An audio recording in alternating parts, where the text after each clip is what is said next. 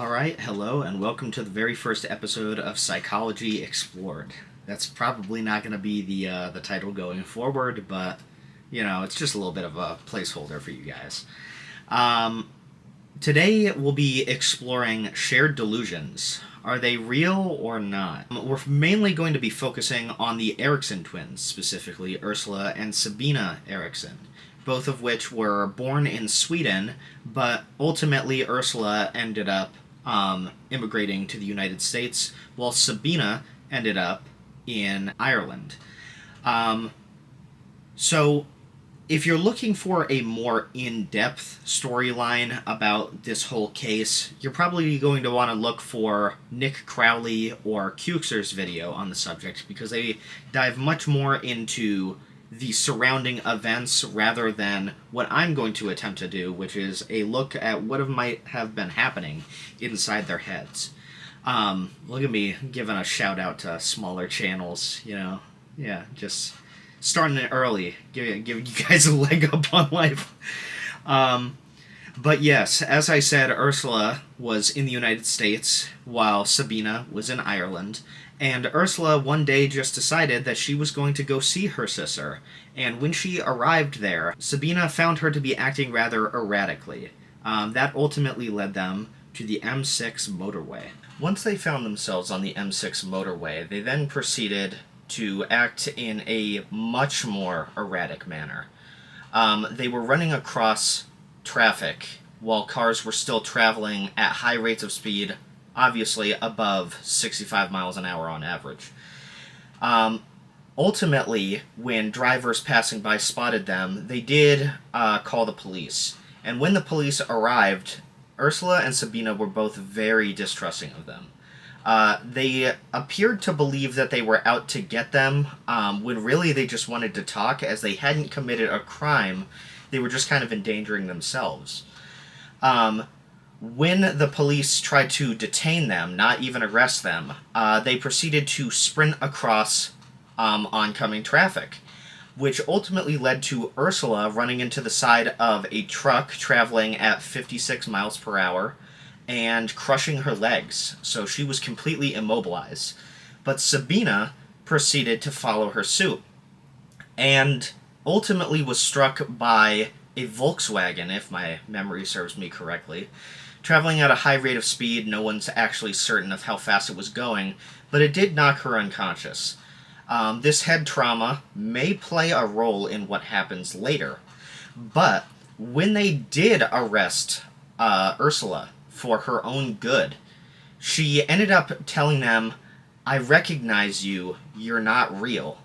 And when Sabina woke up, she claimed that they're trying to steal your organs, as she cried out to Ursula. This is a very distressing set of statements, because it kind of gives you a picture into their mind. This is where this story begins to take a dark turn.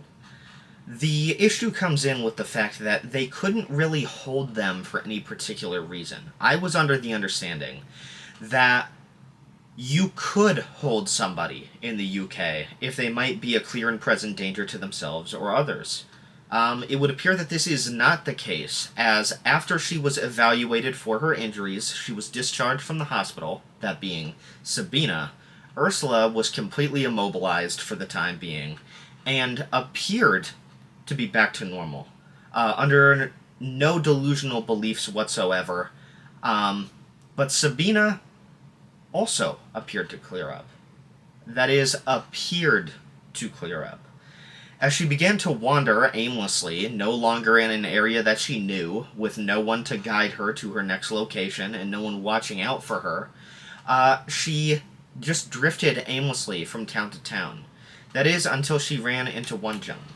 In the town of Fenton, Sabina ran into a man named Glenn Hollenshed. She had asked him and another man for directions to a bed and breakfast, but there was none in the immediate area, and taking pity on her, Glenn Hollenshed offered to bring her back to his house, seeing that she was distressed and, with an evident injury to the head.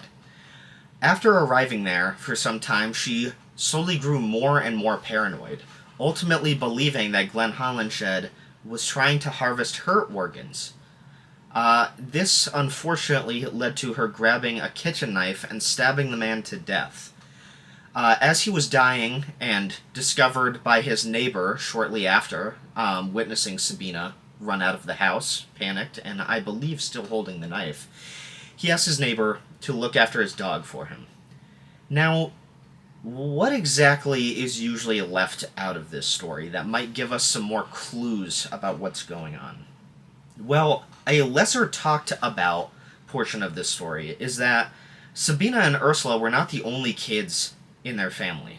They had an older sister, and more importantly, the older brother. The older brother, whose name I can't seem to find online, is, well, he may be disturbed as well. With no clear diagnosis in the family and no evident medical history demonstrating such issues, I found it incredibly odd that the brother came forward publicly in the defense of his twin sisters, stating that there were, in fact, people after them trying to get their organs. So, let's ask ourselves some questions about that. Is that likely? I find that to be no. Because, after all, Ursula did go back to the United States to be with her husband, and nothing happened. Beyond that, is it more likely that he shares a similar condition? I'm thinking that that's much more likely, actually. So obviously, there was going to be a trial for the murder of Glenn Hollinshed. But during the trial, they stated that Ursula and Sabina were suffering from something called folie à deux, or the madness of two, translated from French. The issue with this is that, according to the DSM, which we believe in here, I know that that might be controversial to some, maybe that's a topic for another video, that's not a diagnosis, and that really tells us nothing. The common understanding of folie à deux is that one person starts to develop a delusion and then ultimately convinces another person to share that delusion. But no logical individual would just believe somebody about something so outlandish. I mean, fake people, that's probably not just gonna, go over well. I want you to imagine that your sibling, or if you don't have siblings, your best friend, or even a parent, comes up to you and tells you that the person across the street isn't real. They're completely fictional. But there are real people coming after you trying to harvest your organs. Now, while there are criminals out there that may try to do such things, it's probably not likely that you've just been randomly selected and you've never encountered these people, and you decide to flee to a different country to go find your twin sister, whom these individuals presumably know by name and location. Yeah, it's sounding pretty outlandish. So what can we derive from the information that we have? Well, the first one I would like to pose is possibly acute schizophrenia. Rapid onset is called acute in this case. And when it comes to this diagnosis, it's a possibility, but is it the most likely? It's perfectly possible that one could develop delusions of this nature if you do, in fact, have schizophrenia. However, schizophrenia is a collection of symptoms categorized by positive, negative, and cognitive. Positive, in this case, does not mean beneficial, it means in addition to. So, in this case, it would be things like hallucinations, whether it's visual, auditory, or otherwise, maybe sensory in other ways. But then we're looking for negative symptoms, which is the loss of. So, loss of speech, diminished hearing, diminished sight. That is probably not what's going on. And then cognitive symptoms, confusion, word salad, struggling to comprehend things. Maybe, but we don't actually see that, and it's possible it happened later because people go through waves of different symptoms. Sometimes they'll be present with other symptoms. Sometimes they will both be absent and another symptom will present itself. Generally in a cycle, but that's not always the case. Ultimately, what I'm saying is, does it kind of fit the bill? Sure. But is it what we're looking for? I don't think so. So what is more likely, in my opinion? Well, I believe it could be bipolar disorder, more specifically, type 1.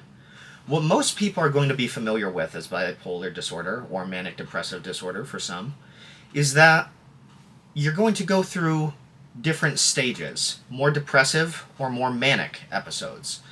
This isn't the same in bipolar type 1. I mean, sure, you do have your depressive episodes and your hypomanic episodes as present in type 2 bipolar disorder, but you also have manic, which is a higher elevated state, as well as psychosis. This psychosis can present itself in many ways, including hallucinations and, more commonly, delusions. These erratic behaviors tend to be rather extreme. And I find that it is highly probable that both of them developed it. But why? That's the question we really need to answer. So if it is in fact the case that they both did develop bipolar type 1, why might that be? Well, the first answer is obviously going to be genetics. But not just genetics, but epigenetics. Some of you might not be familiar with this terminology.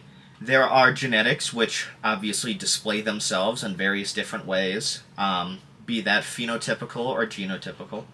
But there's also epigenetics, something that is within your genome that must be activated by the environment. And what exactly that was in Ursula's case, we can't be certain. As far as I know, she's never gone on the record and discussed what happened prior to these incidents, but when it comes to Sabina, we might be able to figure that out. Now, in a number of different cases, with a number of different disorders, and I'm going to try to draw a connection between bipolar type 1 and schizophrenia here, they are usually activated at some point by a major trauma. Whether that's physical trauma, like an injury to the head, or emotional trauma, severe situations that leave a lasting mark on the psyche, it doesn't really matter. Those will activate the genes that cause these conditions to express themselves. And I find that to be no different here. Seeing Ursula in such distress at the possibility of mortal danger, this is someone you share a heavy connection with, being a twin, after all. And I know I said earlier that it's probably unlikely that you would believe somebody if they told you that they were in mortal danger of having their organs harvested and that somebody's coming after you. But you also need to factor in the concept that they are this close because they're twins, and Ursula just went from the United States to Ireland to tell her this information in person, to come get her to prevent this danger from reaching her. That has to have an impact. And that sudden distress at perhaps thinking that she is going to die, or maybe that her sister has gone off the deep end, activated the genes that lay dormant within her.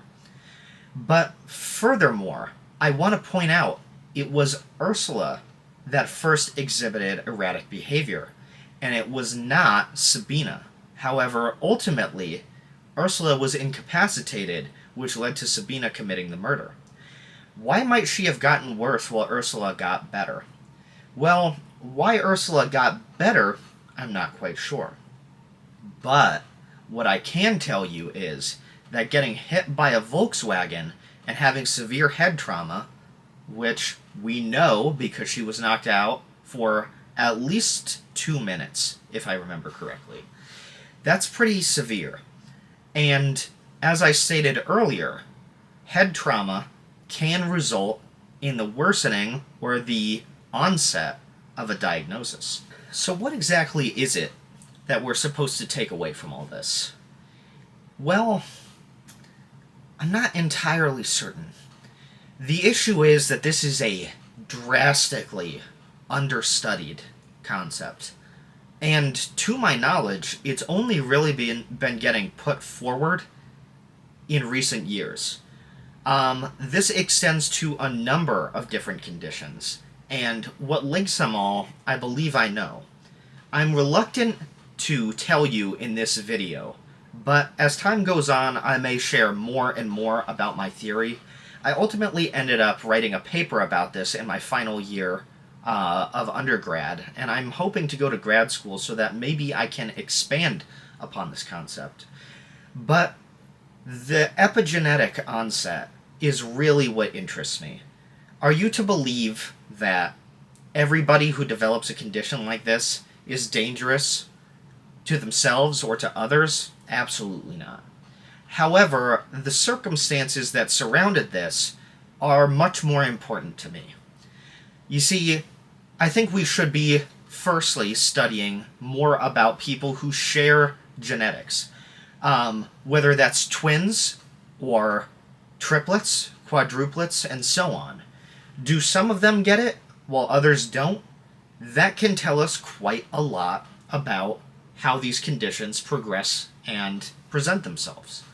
But another thing isn't so much about the field itself.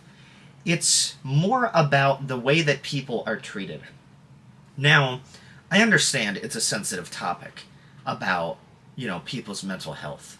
But when you have two people who almost died on the motorway and you fail to hold them, now, they may not consent to it, but I'm not quite sure that matters in a case like this. You're trying to prevent deaths, and while you did prevent both of theirs by not holding them, you did kind of cause that death in Fenton. This is very unfortunate. Everything about it is unfortunate. However, if we do take the time to examine this, bring about legal changes, then maybe we could have prevented something like this and can prevent it in the future. But beyond that, going back to the field implications, we have to start examining something about these conditions, because there hasn't been any major advancement since before I was born. Sure, psychiatric medicine has gotten better over time. There's less drawbacks to using it. They're more effective for more people. But I think we need to start taking a deeper dive about what the root cause of all these things are. And I hope to do that when I ultimately kick off my career. But until then, I hope you've enjoyed hearing about this case. If you would like to learn more about it, like I said, check out Nick Crowley or Kuxir's video. That's QXIR. I know I enjoy his videos quite a bit. But I hope you guys stick around. I'm going to have some more psych-related stuff in the future, so click that subscribe button. I know, I hate begging for it, and I hate hearing other YouTubers beg for it, but I think that you're really going to like what we have here. And if psych things aren't your deal, then I'll have plenty of other stuff to keep you around as well. Just be on the lookout for it. Anyway, that will be all for today. Have a good one.